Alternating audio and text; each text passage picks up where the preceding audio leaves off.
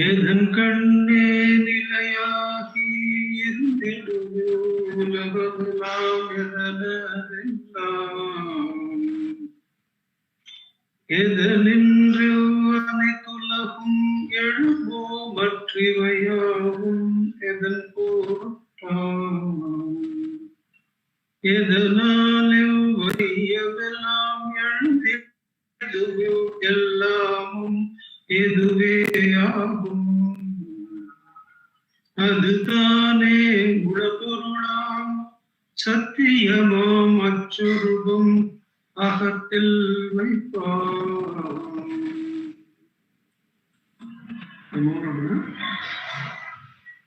By God's immense grace, we are moving on to verse number 2 in the உள்ளது 40 அனுபந்தம். As we had touched briefly, the first 5 verses are on Satsangam. So, Satsangatve Nisangatvam in the first verse is followed by a verse from Yoga Vasishtam again, chapter 5, 12-17 is the verse number that Bhagavan has translated into Tamil as சாதுரவு சாரகுணம் சார்தெளிவி சாரத்தாம் ஏது பரமம் பதமிங்கெய்துமோ ஓதுமது ஓதகனால் நூற்பொருளால் புண்ணியத்தால் பின்னும் ஒரு சாதகத்தால் சாரவொழுதோ. So once again on the Mahatvam of Sadhuravu or Satsangam from the account of Janaka, the King Janaka. So we fall back to the account from Yoga Vasishtam to delve into this verse. The English meaning by Sadhuvam Swamigal, we can see the supreme state of the self, which is praised by all scriptures and which is attained here in this very life by clear self-inquiry or atma-vichara, which arises in the heart when one gains association with the sage sadhu. So that is the first part. சாதுரவு சார குணம் சார்தெளிவி சாரத்தா ஏது பரமாம் பதம் இங்கெய்துமோ. பரமாம் பதம் இங்கெய்துமோ, the supreme state of the self, which is praised by all scriptures and which is attained in the Sadhuvam always translates as in this life itself. So that is Sadhuvam's signature, that Inga he does not translate as here or now, he translates as along with here and now, he translates it as in this life itself.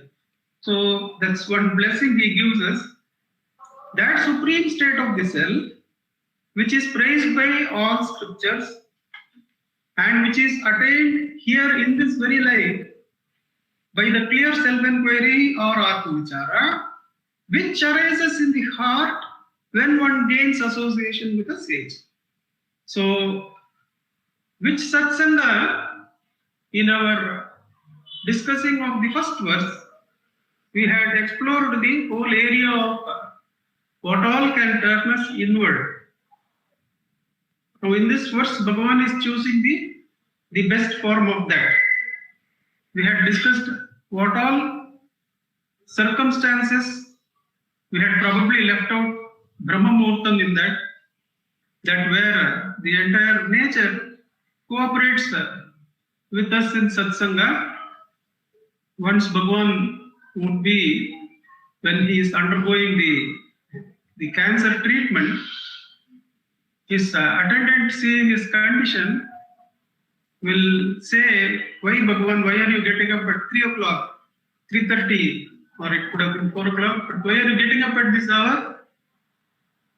Why can't you take some more rest? Then Bhagavan says, who will miss Brahma Muhurtam? So that is also one satsanga. But in this verse, Bhagavan clearly pinpoints out of all that which is the best. Sadhuravu, Saravulam, Sarteli Charattal. So that association with the sage, out of which one is blessed with the practice of self-inquiry or enquiry.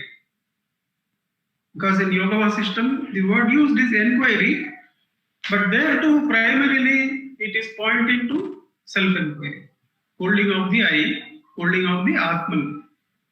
So, the supreme state of the self, which is praised by all scriptures and which is attained here in this very life, by the clear self-inquiry or Atma-vicharam, which arises in the heart when one gains association with a sage or sadhu, that being understood. The second part is impossible to attain. Odumadu, Bodaganal, Nurpurulal, Sadhagatal, Pinnumoru, Sadhagatal, Saravanagal, Odumadu, Bodaganal, Nurpurulal, Pundiyatal, Pinnumuru Sadhagatal, Saravanagal. That part Sadhu Swamigal translates as is impossible to attain by listening to preachers, by studying and learning the meaning of scriptures, by doing virtuous deeds or by any other means such as worship, japa or meditation.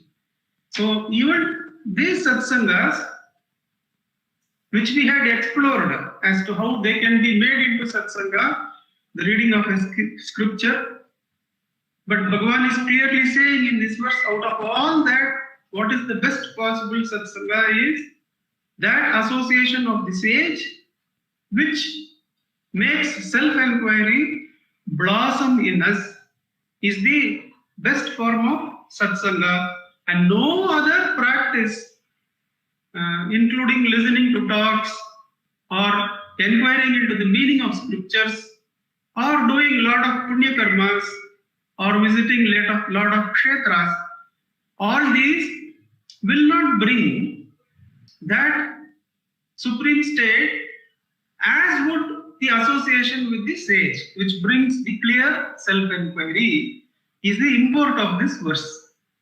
We took the excuse of the contents of Yoga Vasishtam to open up what are the types of self-inquiry that the sages have opened up to Janaka. And we found that there is a connection. There is a connection in the discussion of the sages there.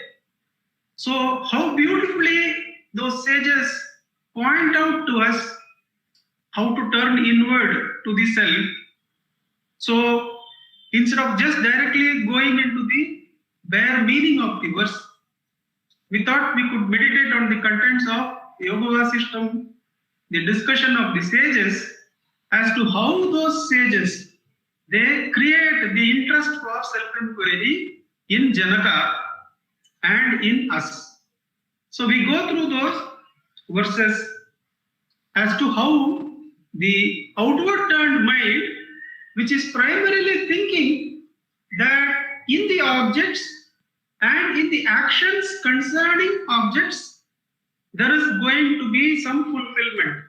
There is going to be ultimate happiness. There is going to be the supreme state. That is how naturally a sadhaka begins his journey.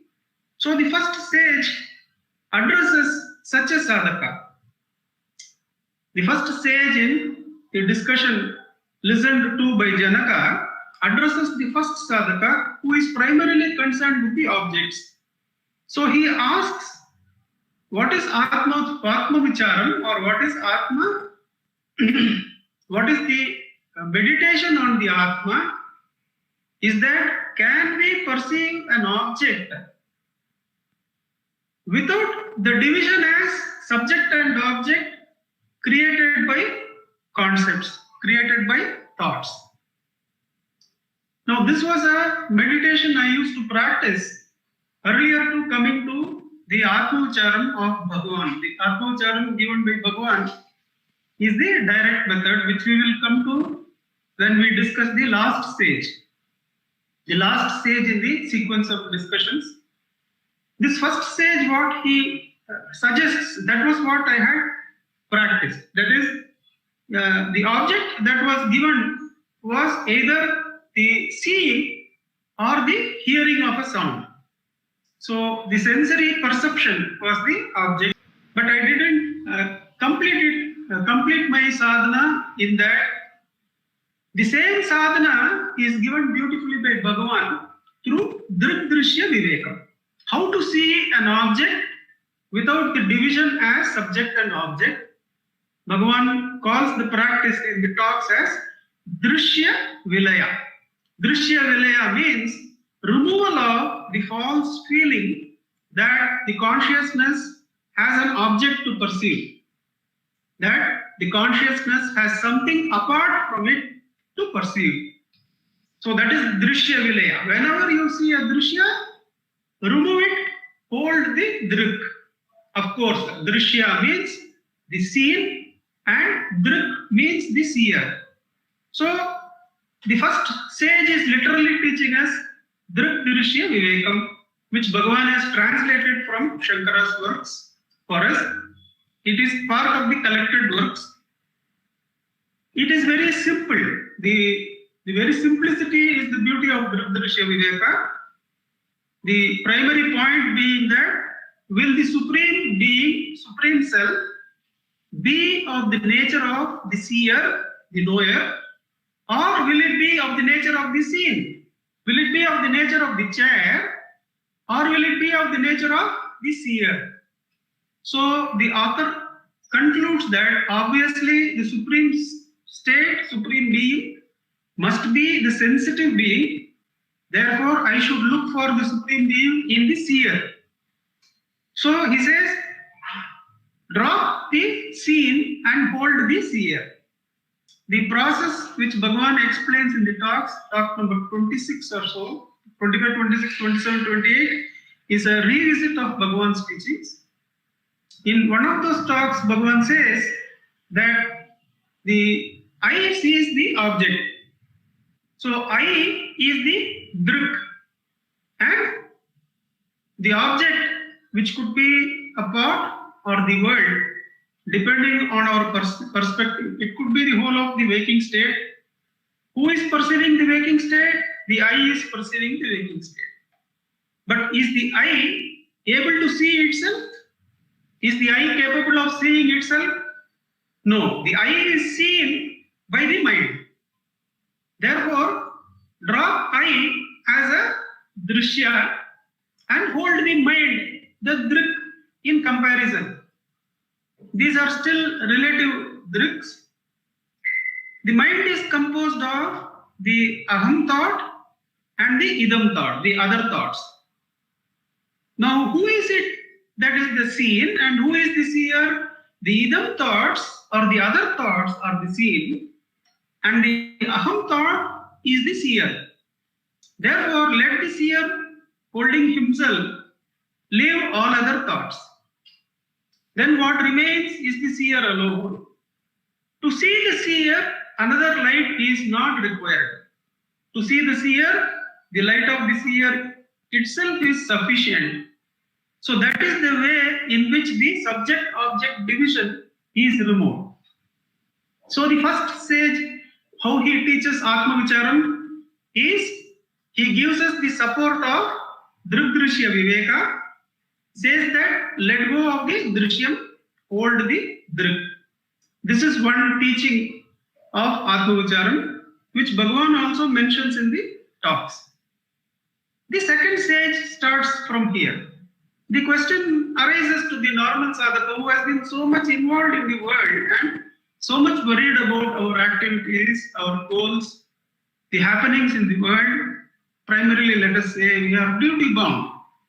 So the question remains, if I am holding the ultimate seer only and letting go of all the seen, what happens to my duties? So there the second stage comes to our help. He says that let me meditate on the divisionless consciousness, the self, in which all objects, which includes actions, are merely reflected, and the actions are going on non-volitionally. So the second stage is now meditating on the self, but for him also the objects are coming.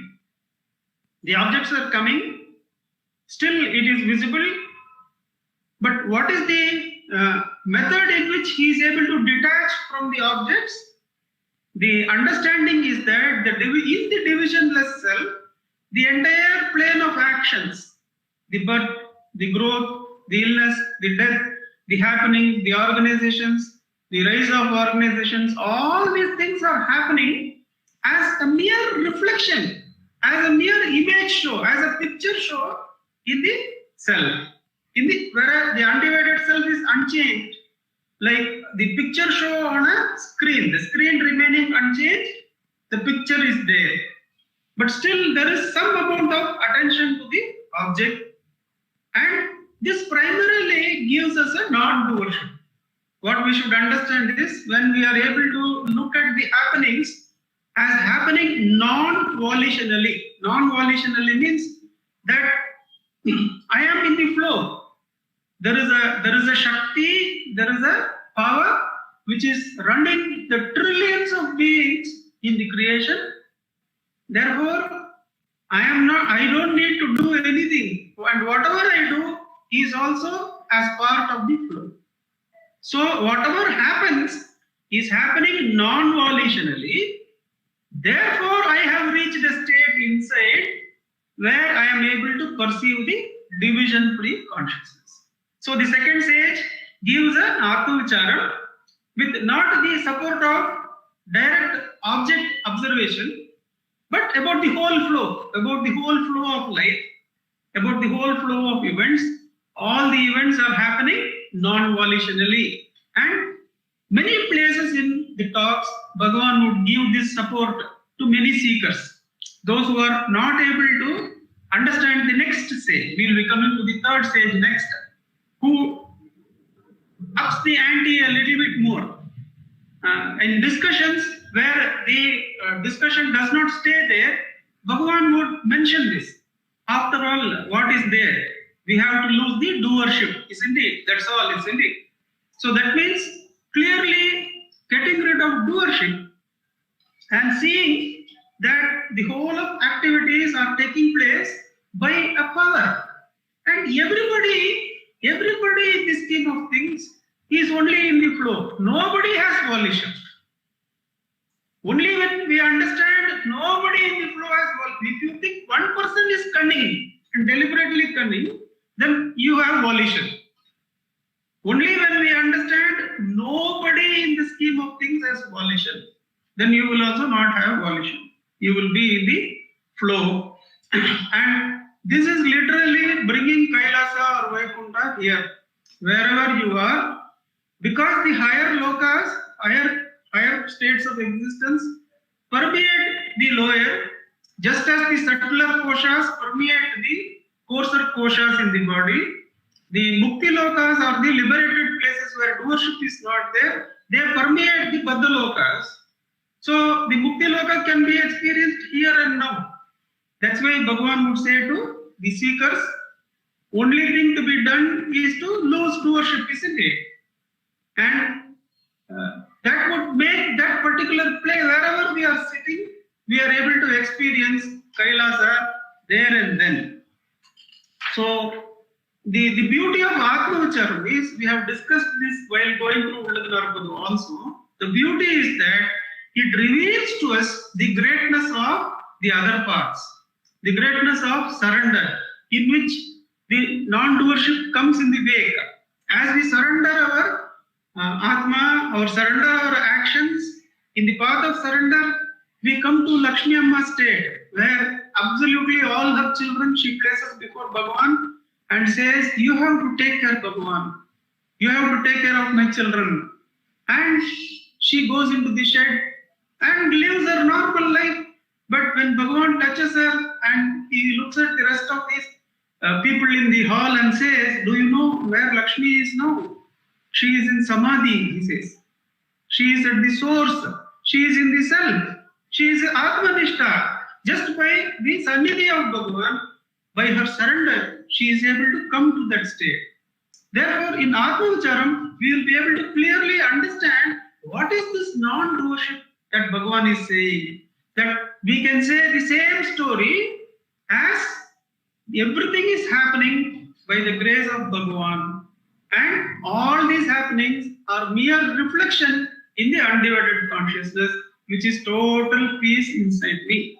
That is what the second sage states. Now, does the Atmavicharam stop here because Atmanishta is not yet there? There is still a description of the events, that the events are flowing volitionally, non-volitionally. Many people will take the excuse of this, and in our discussions, in our dialogue, we used to listen where people would say, no, I am not speaking, I am only acting spontaneously, like that. So those things come up, that can the intellect misuse this knowledge, misuse the knowledge that there is a possibility of non-doership, there is a possibility of spontaneous action. Once the intellect knows it, now why it will not claim it? We can't say that it will not claim it. Therefore, Atmavicharam is not over there. Atmavicharam still continues. The third sage comes in. He says, I am meditating on the self as the light that reveals all that which shines.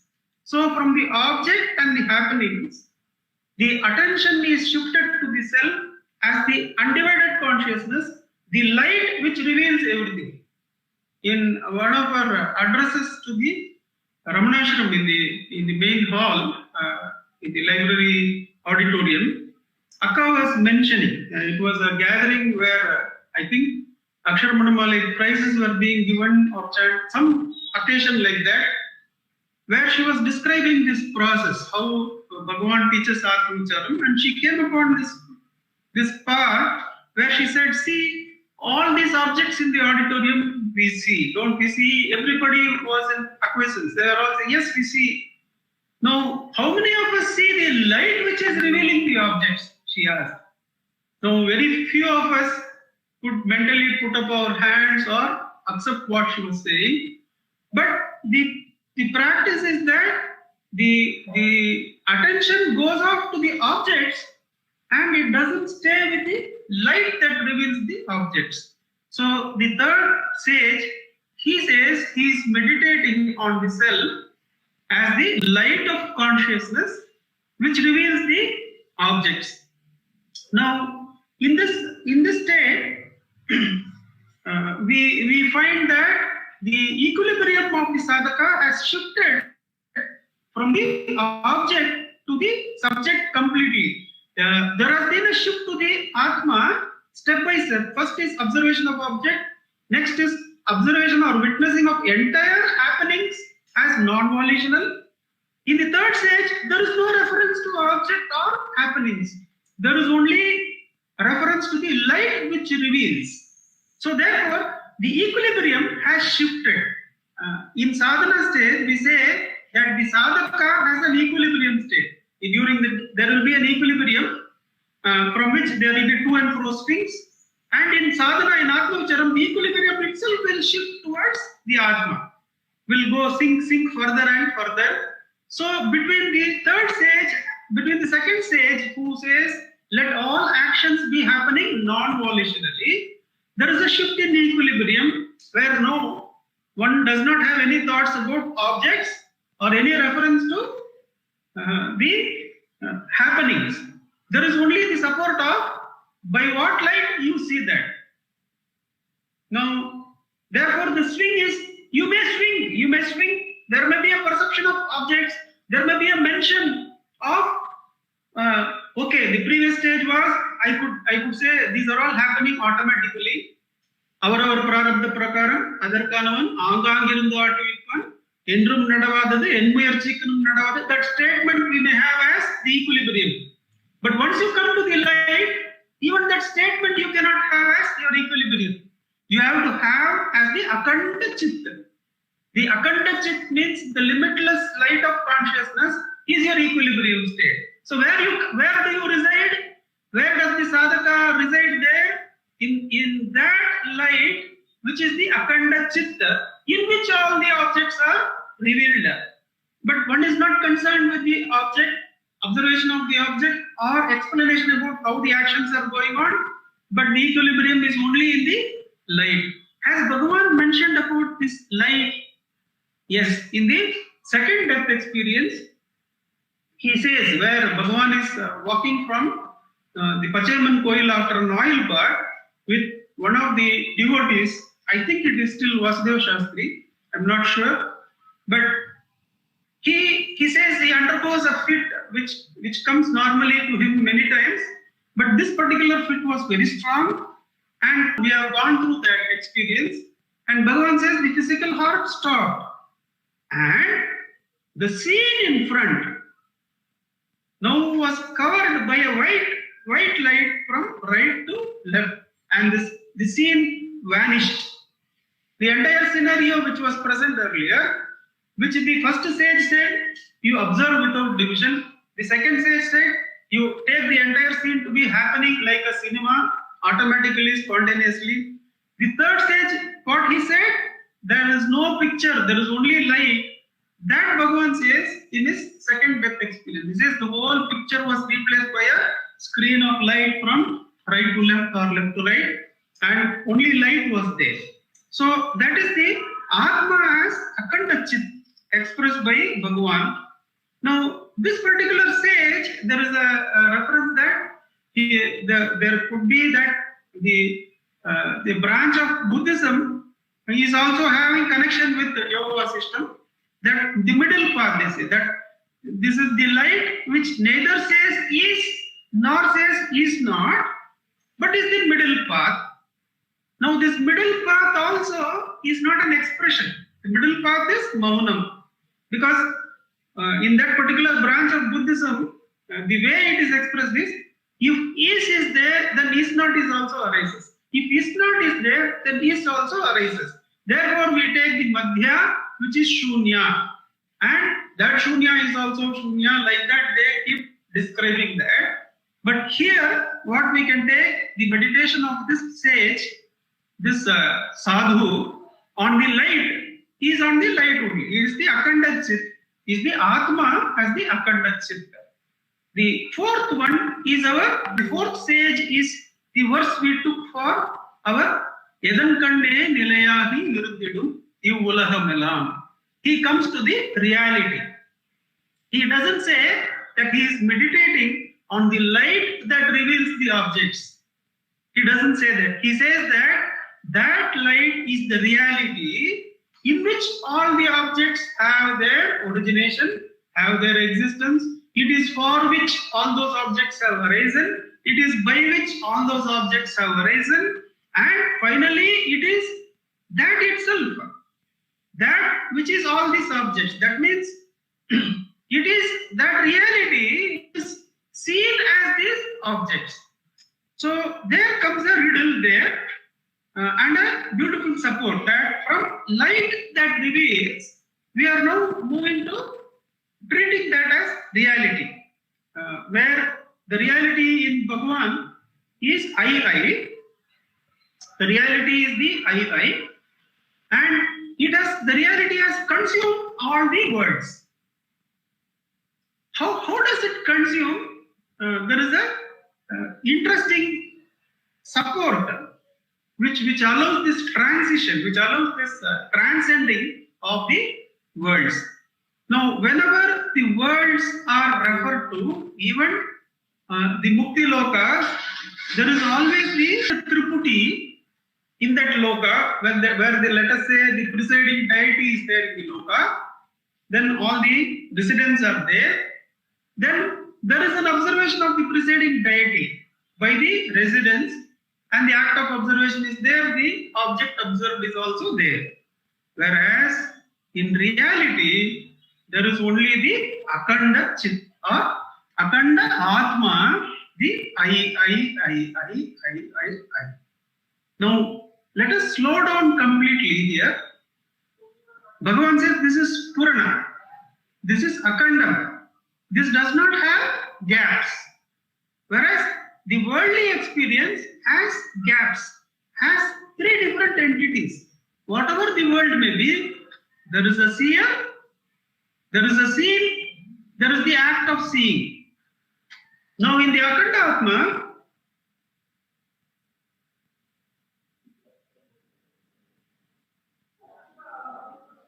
there is only the Atma. Therefore, the Atma is the rope, the worldly experience is the snake. When you are in the Atma, all the worlds are consumed in that. It is the simultaneous fulfillment of all duties. The question that any duty-bound person, obviously we should be duty-bound persons if we have come to be sadhanas. Now our question will be, how will our duty be done?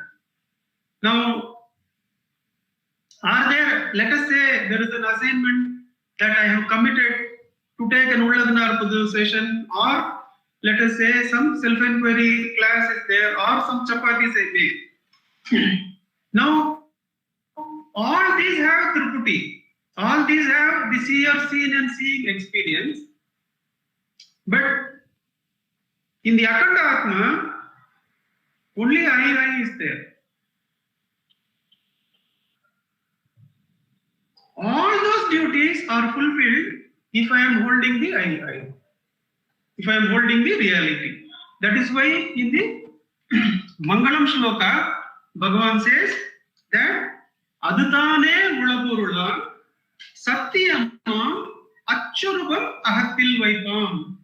Even when we are participating in the Triputi, let us hold only the Satyam, the I, the Akhanda Atma.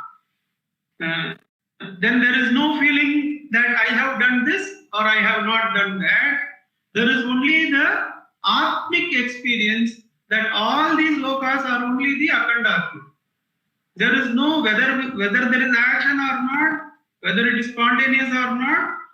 Once you are resting in the Atma, all that is validated. The Atma is beyond birth and death. It is beyond any kind of breaks. That is how the reality consumes the Triputi. So that is the fourth Siddha for us. And that is he is the one who gives us from that only the first Shlokam or the Mangala Shlokam has been taken. Now, the last sage, he introduces us to the Atma Vichara which Bhagavan gives. That he is not even meditating on the subject-object without division. He is not meditating on the objects all and actions all going on spontaneously and non-volitionally. He is not meditating on that light which is present and clearly visible when one is clear that there is no volition. Then one can go to that light, the Akhanda Chit. He is not meditating even on that reality. It is not something that is revealing the world. The reality has consumed the world.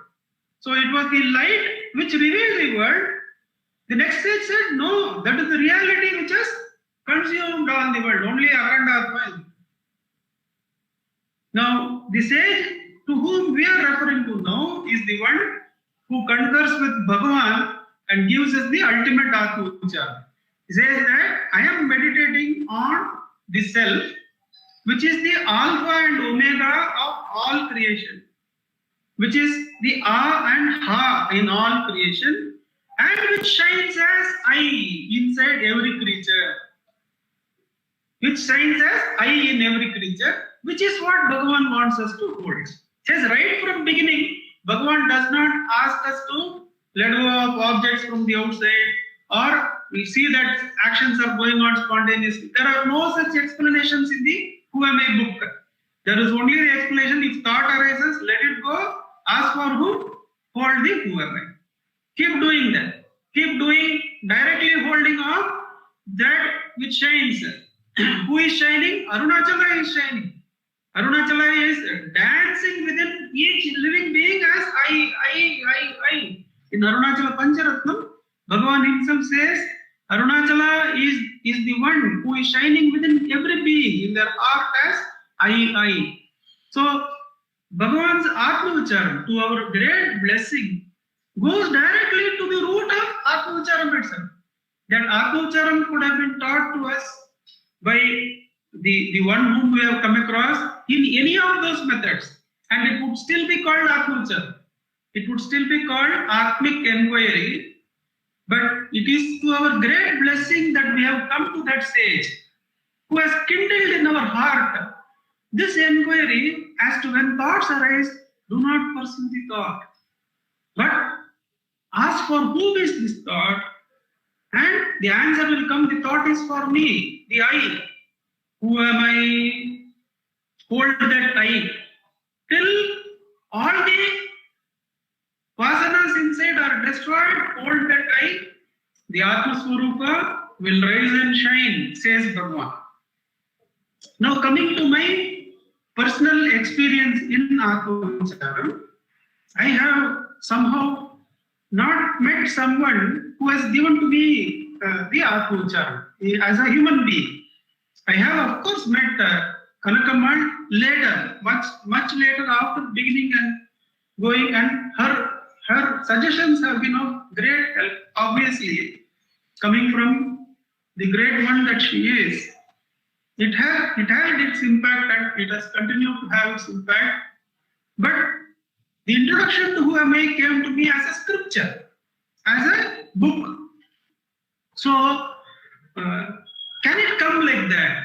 Bhagavan says, yes, in talk number 31, he is asked by a devotee that should we not have a guru apart from doing puja.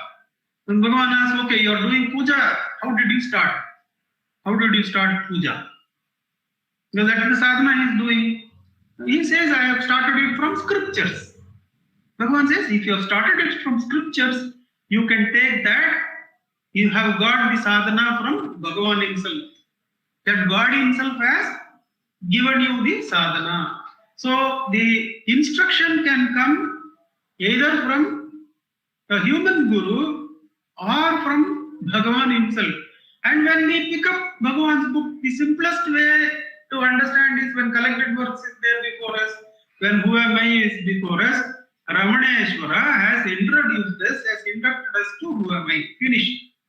There need not be any doubt in our mind that even amongst the Atma Vicharams, the most direct and the highest of it has been blessed upon us by Ramaneshwara, the great one who says this is his role to spread Atmanishta throughout the living human beings.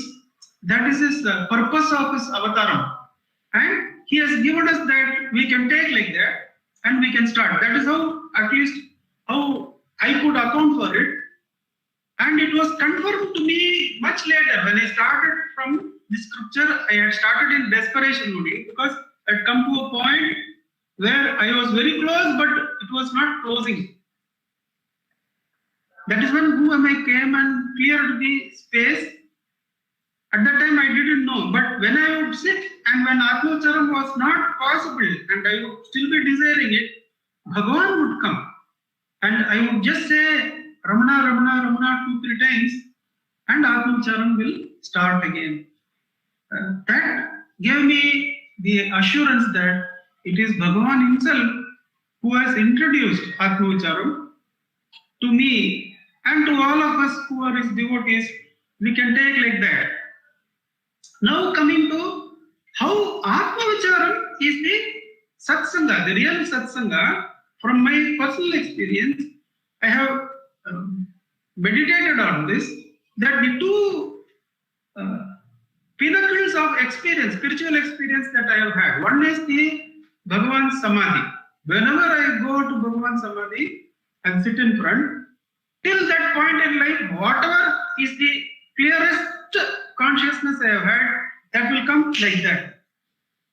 Bhagavan is alive and present and blessing in all his powers in the Samadhi Shrine. If we go and sit there, immediately there will be whatever is there. And if necessary, we will whatever is required. That is number one. Number two experience is long time back when I had started out on Girivalam. It was 4:30 and the assistant there in the library, I don't remember who, he was in charge of the Nirvana room. So usually what we do is from Varamsial when we go and do pranams to Bhagavan and then start if that's possible. Those days ashrams would be open at 4 o'clock. Ashram would be open at 4 o'clock. So I could go in and in front of the grill gates, I took the permission from Bhagavan to start the Girivalam. And I turned and the Nirvana room was open and the gentleman was cleaning and putting up the flowers, the fresh flowers. And he beckoned me in. I said, I am not the functionary here. He said, don't bother, you come. No, I went in.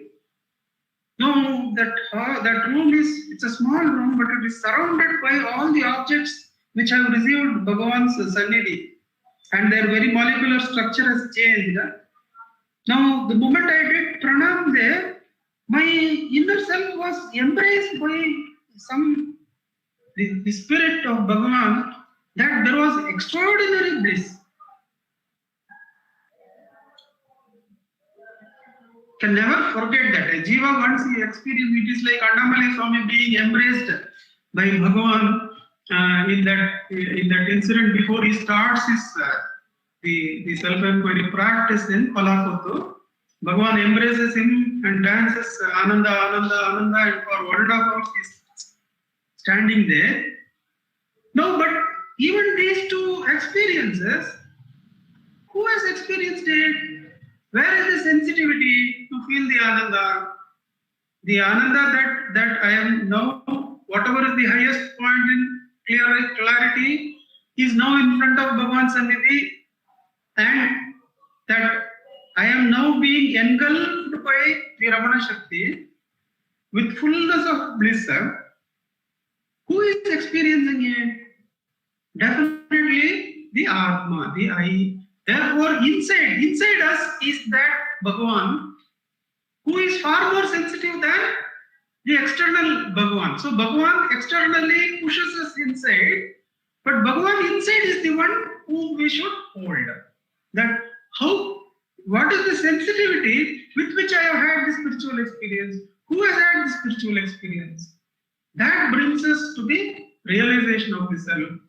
And that is where we have to abide. That is our real nature, where there is absolutely no bliss to enjoy, no sorrow to suffer, but absolute peace, absolute non-movement. Nowhere to go, nowhere to come, no time to do anything, no time at all. Just be who is the experiencer. So that Atma Vicharam, which has come through the Ramana Shakti, the sage giving us the instruction and helping us by embracing us at the right time, by allowing us to visit the Samadhi at the right time, the sage is constantly helping us. But even then, what is the final spiritual experience one should be satisfied with, and Bhagavan will be satisfied with us only then. Only when we continue to ask, who is experiencing this? Who is the experiencer? And remain at peace there and not seek any experience. That experience has done its work. It has pushed us in once and for all.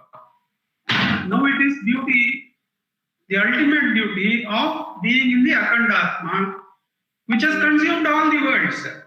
Now there is no duty pending in any world because there is no world in this Atma.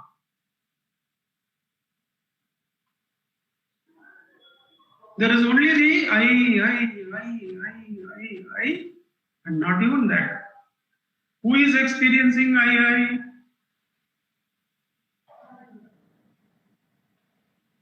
That is our natural state. Till we realize that, we should practice Atma Vicharam. Let us sit in Atma Vicharam for 10 minutes.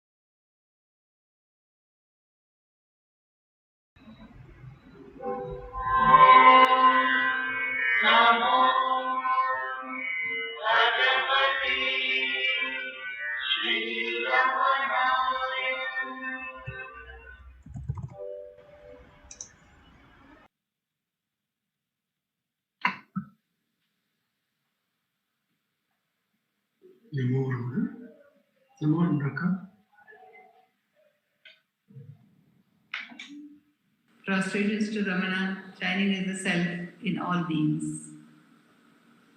Very beautifully, Nanda Kumarji took us to self-inquiry being the highest satsang, because self-inquiry makes us directly abide in the self, which is Sat.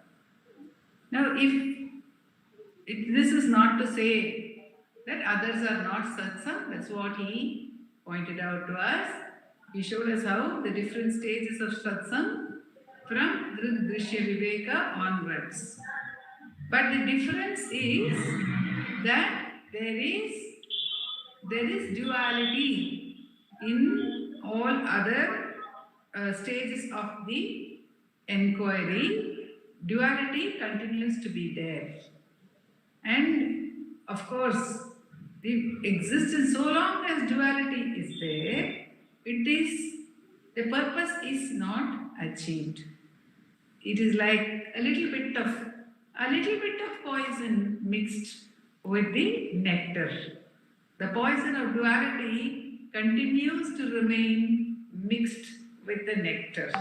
So it is actually not going to give us the ultimate experience. But Bhagavan says that all these are an aid. Everything is a satsanga if we pay attention to it as an aid, remembering that this is an aid to turn within to the self. In Ashtakam, Bhagavan says that in his third verse in Ashtakam, Arunachala Ashtakam, Bhagavan points out how one may think of Arunachala with form, or one may meditate on Arunachala without thoughts. When one meditates on Arunachala without thoughts, then also one merges into Arunachala. In our previous satsang, in one of the stories from Yoga Vasishtam, Nandakumarji had given us the instance of a person repeatedly going into Nirvikalpa Samadhi. That is the third inquiry which he spoke about today, where we pay attention only to the seer and completely all objects get dissolved, but the objects return, and the seer-object relationship returns whenever one comes out of the Samadhi. So what is the difference in self-inquiry? In self-inquiry, at every point, right from the beginning, the validity of the seer is questioned. Right from the beginning, it is questioned. So there is no duality at all. That's what Bhagavan says in Ramana Gita. The experience which one gets in self-inquiry right at the very beginning is not different from the experience of one who is steadily abiding in the self. Only thing is, it is intermittent, says Bhagavan. The question arose when we were discussing the verse in Ashtakam. In another satsang, so the question arose as to if there is a person starting saying, I will drop all my thoughts and focus only on that which sees, focus only on the self without any thoughts, drop all the objects. Then there is an effort, there is the meditator on the non-objective experience, which is the self. Is there not a meditator? Is there not a person in the self-inquiry also starting the inquiry and continuing the inquiry? Starting the inquiry, yes, there is this person who wants to know who I am. But the moment the question is asked, who am I? What happens to that entity? That entity cannot remain any longer. That entity cannot remain any longer. And when one comes out of the session of self-inquiry, one may think, oh, today's self-inquiry session went off well, but then the self-inquiry is, as Bhagavan says, it burns itself. So the question that arises to for whom is this thought that today's inquiry was good or today's inquiry was not good? Today my mind was disturbed. Today it is not disturbed. For whom is it? So when one goes into that, they, right at that point, at every point of asking the question, the duality is completely erased. This is what Bhagavan says, and the difference between you and me, O Arunachala, gets erased. When I try to know who I am, the very difference gets erased. When I try to meditate on you, putting aside all other objects, all other thoughts, then Uru Shadukarayuru Yena Uru Oyum. Munnir Uru Shadukarayuru Yena Uru Oyum. My form gets dissolved in you by repeated dips into the sea of the self. By repeated dips, it will go away.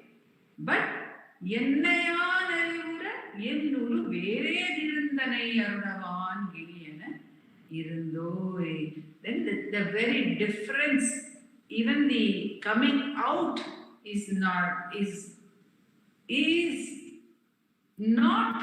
with that specific solid entity. That solid entity is being hammered at, cut away right from the beginning. And again, Nanda Kumarji has told us that whenever we ask, who am I? Bhagavan says, when you ask, who am I? Even when you ask yourselves once, who am I? All the vasanas are burnt away. The vasanas are completely burnt. It may not be evident to us, but that too will not matter in asking, who am I? Because the very entity who wants to enjoy, the very entity who wants to reach somewhere, the very entity who wants to do something in the world, the very entity who wants to make a choice, that very entity is being questioned, is being found to be not valid, and one turns one's attention back to the self, not by saying this is the self or this is not the self, not by saying anything, but merely by cutting away the identity to the question, who am I? And allowing the self to reveal itself by its extraordinary grace. And that is pure satsanga, because there is no element of asat. And once one abides in the self by Bhagavan's grace, then everything, again as Nanda Kumarji pointed out to us today, everything gets enveloped by that. Everything will get enveloped by that, by His grace. And Sadhu Om Swami says, as he said, it will happen, Vindati iha jivastu devika, in this life, by Bhagavan's extraordinary and abundant grace. Om Namo Bhagavate Shri Ramana.